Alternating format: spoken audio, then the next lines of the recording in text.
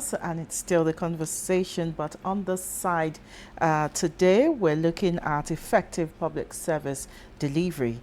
Now, the quality of services provided by government institutions determines to a large extent how much trust citizens have in their leaders. But how can we make public service delivery more effective, accountable, and result-oriented? What role do leadership, human resource management, and innovation play in transforming the public sector? Joining us to answer all these questions and more is Mr. Leke Ogundimu, Assistant Human Resource and Business Development Analyst with vast experience in organization strategy and workforce management. Mr. Ogundimu, it's a pleasure to have you on the conversation. Very good morning to you. Why are you smiling? This morning again. Why are you smiling? Yeah, because I'm already rejoicing in the euphoria of the topic. Okay. You know, when I saw it, I said, the right man. I know this is what you do. Exactly. You're welcome once again. Thank you very much. The pleasure is mine. Okay. I'd like us to either define or just identify key indicators or benchmarks that, you know, measures effective public service adequately. Okay. I'll start with the very first word you use, define. Right. Effective public service starts with everybody on our daily basis. We have a need for one thing or the other that is government related or that is related to public service. And it is our aim and intention to access these services without being frustrated and disillusionment, right? Being encountered as a challenge. But what we have and what is currently trending in Nigeria, especially in the public sector, is such that you have to know somebody, you must have a pocket that is well filled to get certain things done. Whereas all of this, or this two aforementioned factors, makes public service ineffective. Basically, public service should be such that everybody can access anytime. The public offices are our offices. Anyone occupying that office should see it as a general office. It is not your office. You are only there to represent us. So you're just a we representative. pay you. Yeah. Right. And the purpose of paying you is for you to deliver an effective service. An effective service has to do with good time management, right? Responding within a particular time frame in accordance with global best practices. And that's under 5 minutes to every email. But which of the local governments, which of the ministries in the states can you actually mail within a period of 5 minutes and get you know, a feedback or response from them? Mr. Ogundimu, we'll have to, you know, hold on for now and go for a short break. That's what my producer is telling me. We'll be right back after the short break. All right.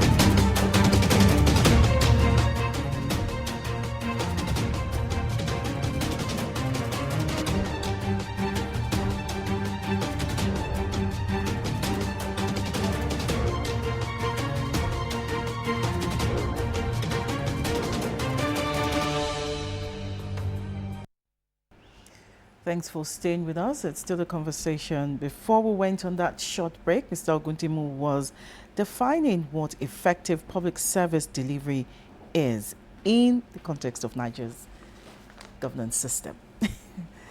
Let's go on. All right. So as I was saying, basically, you talked about time, yes. Working within the right time frame. That's number one. They must also put into consideration applying the SMART acronym, to a smart Lagos specifically, and putting Lagos in context now, right? They should give specific, measurable, achievable, realistic, and time-bound, services. And all of this would make it effective, understanding that it has nothing to do with who is on the queue or who is behind the doors. Same service going to everyone accordingly and with equity. With equity. So when we try to identify what those challenges are we looking at the people or the system and the structure itself? Well, unfortunately, we can't talk about the people without considering the system. Okay. Right, because the system is made up of the people. Right, and the people would operate according to what the system puts in place. For instance, the reason why it appears like the private sectors are like about 2 steps ahead of the public sector is basically because this business is mine. I know what I want. I can set the tone. I can set the pace for the people and ensure that they follow through on what I've asked them to do. So, for instance, if we have a system such as the days of one of the governors, maybe I should have mentioned names so that it wouldn't sound like I'm beginning to make comparison here, right? It would come to work, ensure that people, resume at 8 a.m. That's leadership. Right? Leadership, yes. So it is the leadership that puts in place a system through which the people work with. So if the leadership is weak, even the Bible confirms that if the foundation is bad, what can the righteous do? Right, so I'm not saying the leadership is bad, but they just have to do more to ensure that we have an effective delivery in civil service and in public service. What exactly are you talking about now? Okay, so I'm careful, and I'm very mindful of my choice of words. Okay, so the leadership needs to create a system, process management specifically. I'm a Chartered Six Sigma black belt, and in Six Sigma we have zero tolerance for error. Now, what's an error? Error starts with waste. It starts, and when that's just one thing, all right? Understanding waste. Waste has to do with time, it has to do with your environment, it has to do with space, it has to do with resources, it has to do with how you deliver within a specific time, all right? So the waste within the system is what the leadership needs to focus on first and see the possibility of eradicating that, right? Once we are able to eradicate waste, because I'm aware that in public service today, not just, Lagos is doing well, I mean, much better than other places. I've been to Taraba, I've been to Jos, I've been to, the 36 states in Nigeria. And I'm aware that even in some of these places, they don't get to work until 11 a.m. in the morning. Right, probably because of the weather, that is not so conducive for them. In a place called Portiscombe, I went to the local government, that's Yobe, right? I went to the local government at about 11:30, and nobody was there. The whole place was, I was asking if there was going to be work on that day. They said yes, but I still need to hold on. So effective public service, I'm going to be addressing places like Lagos because we tend to know what we're doing more in this part of Lagos State. It's a model. Yeah, it's a model for others, yeah. So in a place like Lagos, number one, let it be that this public service operates like a private sector. 8 a.m., let there be people at the right place. For instance, you want to pay your tenement rate. I'm just taking that for instance. Now, 8 a.m., you have to also be at your own office. Why? Because you should also resume at 8 a.m. But you don't want to be faced with the wrath of the law, and you've been asked to pay, and you can't go and pay on a weekend, right? So you need some time out to get that fixed. And you're talking to your own HR, please, I need to be at so-so place to pay so-so thing within so-so time frame, and I'll be back at work before 9 a.m. It should be doable. Okay. It shouldn't be an issue. So, but what issues are they likely to face? What challenges are they likely to face in the current public, sector management and the way they deliver at the moment is such that you cannot return to work at 9. Because you're just in someone's office, he has one paper in front of him, and that paper is being treated for 1 hour, 30 minutes. They are not mindful of the fact that people are standing in front of them. They are not mindful of the fact that these people standing might have other things to do. They are not mindful of the fact that they also have their hands on deck elsewhere, and they are needed to do or complete a task where they belong originally. So the fact that they are before you does not mean that their life starts and ends with your table. Okay, this still takes me back to what I asked earlier, that is it the people or the structure of the system? I said, oh, if the system is not there. Yeah, because... But what happens to you as a person being responsible, as in understanding what it is you need to do? As consultants, we have a statement that we tell people, if you don't train them, don't blame them. Underline my word. If you don't train them, don't blame them. What a person has not been trained to do, I understand that they attend all sorts of trainings here and there, but are these trainings also effective? Are they just attending training for the purpose of having records that I've attended training, or perhaps I want to leave my office and get an ESTA code, or they are attending the trainings for effective purposes? Is the training being impactful? Right, so these are the questions. So when you put a structure in place, the structure will put the people right. And then when they understand what to do by virtue of the structure that is in place, it becomes a system through which everybody would work with. And alongside, they would begin to fall in line. Even those who are not willing to do the right thing, by the time they see that the structure would not permit them to blend. So they have to it's either you join them. If you can't beat them, you join. I think that's the word. If you can't beat them, you join them. You know. So when they see that they can't beat the system, they'll be first to join the system. But what about merit-based recruitment now? Because you talked about training. If you don't train them, you know, you can't blame them. What about merit-based recruitment? Where does this come in place in the public sector? That's another major one. Merit-based recruitment is not anywhere around at the least corner. You should come in with something. Of course, yes. Merit-based recruitment, I'll start with states outside Lagos and then the federal. Now, you see somebody from a particular part of the world, of the country, that has OND Islamic religious. I'm sorry, I shouldn't have mentioned that, right? But one funny, let's just put it at, one funny, certificate that has nothing to do with the position they occupy. They join the customs, all right, and they get people who are HND, BSc, MBA, MSc holders to work under them, right? They rate them at par. You are from a particular region, I'm from a particular region. You are coming to lead me because they do not have anybody as educated as you are from your region or from your zone, right? I am a master holder. With your OND, you still have to laud me. I mean, that's not merit-based. That's what this whole issue is fundamental. We won't look at it at the state level only. We have to also look at it holistically, and that will start from the federal level, right? Because there's nothing like merit-based in Nigeria. Truth be told, there's no such thing as merit-based. There is. Only maybe not totally. Okay, so let's put it this way then. I would say it is 30-70. Okay. Merit-based 30%, 70% not merit-based. I leave it at that. Okay. Okay, I'm still talking about the public sector. Where does the role of this performance form?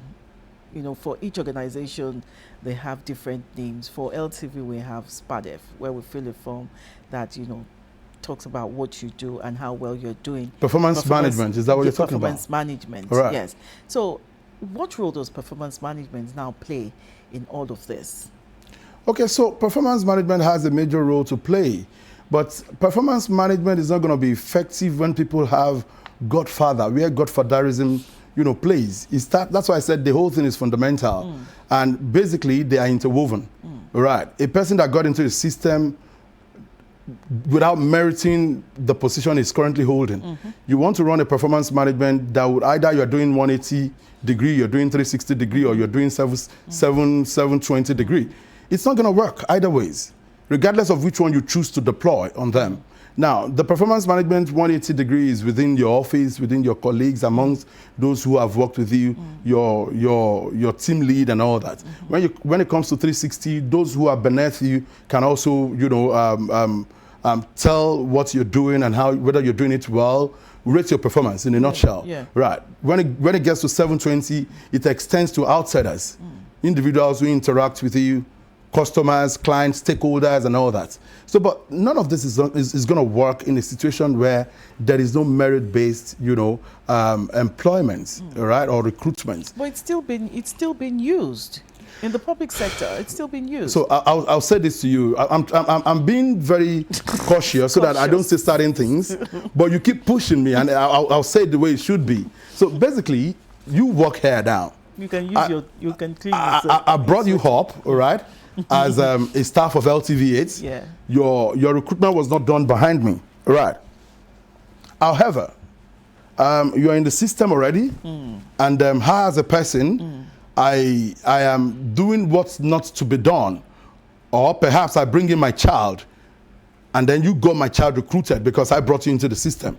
I am exiting the system. My child is coming into the system, and you know that you are meant to be the godmother for my child. Now, my child does not have what it takes to get the job, but because I've done you a favor, right? You owe it to me to also do same to my child. And by the time that child gets into the system, you need to run a performance management system on that child. And by the time everything comes back to your table, they've told you that this child is not doing well enough, it doesn't resume at the right time, he's not meeting up with KPI, he's not meeting up with expectations with regards to the job that has been assigned to him. However, will you be able to sack that child? Because the father is still somewhere by the corner watching you. So what would you do? You would rather sweep that under the carpet to save your face with the father. Because you knew that without the father, you also wouldn't have gotten into the system. And when you tried to tell me that the boy is not doing well, I said, come on, keep quiet. I knew how I brought you up here. Did you merit it when I brought you into the system? You think they didn't bring negative things about you, or I didn't get negative reports about you on my table before I left the system? Did I ever put it to you that you weren't doing well? Go back to that office and go and do the needful.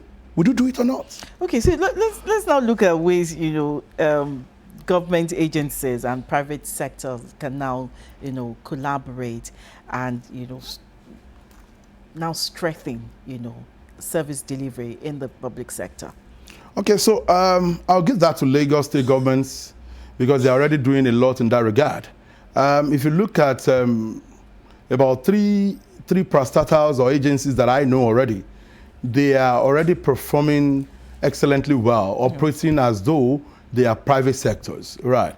If you look at the like of LASA, all right, Lagos Signage Advertisement Agency. Yeah, I do not know so much about the person that is currently there, but in the time past, we've worked with them and we've delivered trainings that would impact and that we can tell that is impacting them. You get there 8 o'clock, the services are already working. Everything is functional. People are seated. They're ready to deliver, service to you in an excellent manner. You go to places like LRS. It's been a while I went in there, but I could tell while they were, I've forgotten the name of that building, right in front of the secretariat, right? You go there, you get excellent service, excellent delivery, and, with the right time frame. For every service that is going to be delivered to you by those set of people. As a matter of fact, they are dressing, their appearance, the set of people that they recruited into the system tells you that you hardly would want to believe that they're actually Lagos State government staff. Because on a Monday, you won't see them putting on Ankara. You get what I mean? They are all dressed corporate. They look what they represent. That's for LASA, right? I have another one, Lamata, and quite a number of other ones, they are doing well. Why are you not mentioning Lagos TV? Oh, Lagos TV. Oh, you guys are... hold on. Waiting. Hold on. Okay, so hold on. I'll tell you about it. Because you guys are role models. I do not expect less from you. Okay. Right? You guys are doing very well. You're doing wonderful. You're doing great. Right? You are at the top of the list. So I didn't think there was a need for me to mention it. Because, of course, this is what you do. The world can see you. You guys are excellent people. I mean... Thank you. Every other name I mentioned, they are coming after you. That's the truth. Oh, thank you very much. Thank you. So now, just before we go, what are the core actions, you could make the biggest difference in achieving truly effective public service delivery in Nigeria? Okay, so in Nigeria, generally, one of the first things we need to adopt is corporate governance. Okay. Govern as though you are not governing for the government. Run ministries as though they are privately being run by individuals, corporate governance. Do it such that at the end of the day, everybody understands that. You see, one of the reasons why we keep and we remain indebted in Nigeria is because we feel that governance is not aimed at making profits. And that's killing the system. Have I said the right thing? I'll take that again. Take it again. We assume that governance is not aimed. The objective of government is not to make profits. And that's why you find that a government would come today, they'll go borrow 1 billion naira or dollars or pounds or any amount. And that government would leave still owing 1 billion naira. And you check, the account of the government at the time they are leaving. They don't have 100 million naira there. So in a private sector, right, you can't borrow 100 million without paying back within the set time that you have as the leader of that firm, either as an executive director, as the MD, as a chief executive. Because why? You would be questioned, you'll be queried. There are auditors who would come and ask you questions. What do you want to do with this fund you aim to borrow? Right? If you borrow it, how do you intend to pay back? But in governance, we tend to assume that it is not the objective. The objective of government is not to make money. And that's why we keep killing the economy on a daily basis. So until we adopt what I call corporate governance, we cannot change anything in Nigeria as a whole. I rest my case. Okay, there's this popular saying, I hear it all the time and it hurts me, and, I just hope that something can be done about it. When you see someone, on the road and say, oh, is this person coming back from work? Civil servant, it also goes back to what you have said about somebody wearing Ankara, but this person I saw is not wearing Ankara.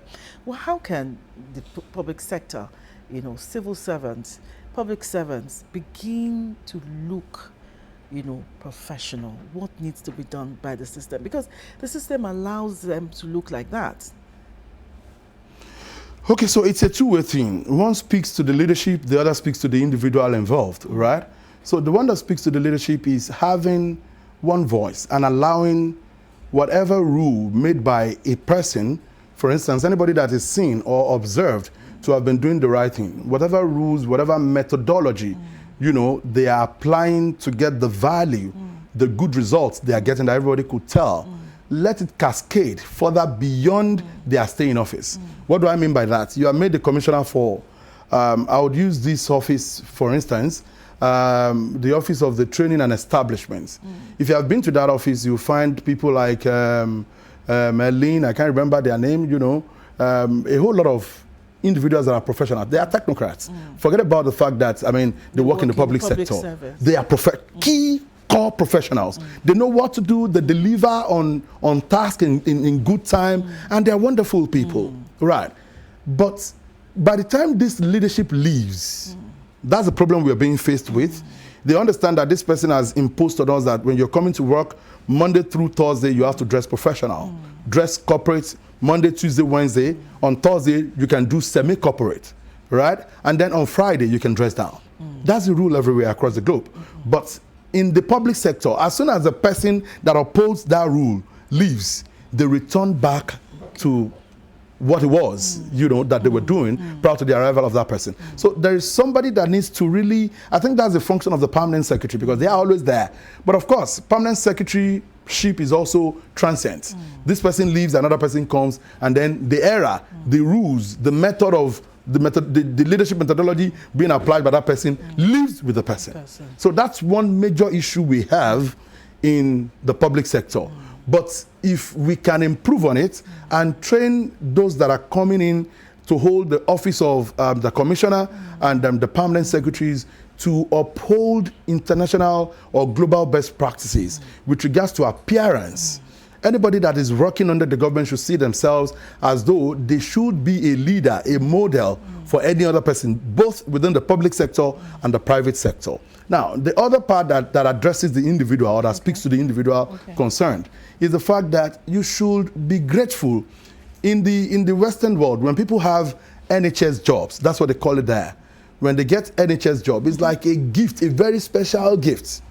You get what I mean? Because of the way they are treated, because of the way they are perceived by the general public, right? But in Nigeria, you get a public sector job, it appears to us as though it's a freebie. The salary is just coming, whether you're doing the job or you're not doing the job. So it brings about a mentality of unseriousness. Whereas it should be the other way. So people even in the private sector are willing to leave. I'm telling you. They want to come into the public sector, not because there is so much to do or to learn. But I also found out that a lot of young people do not want to come into this.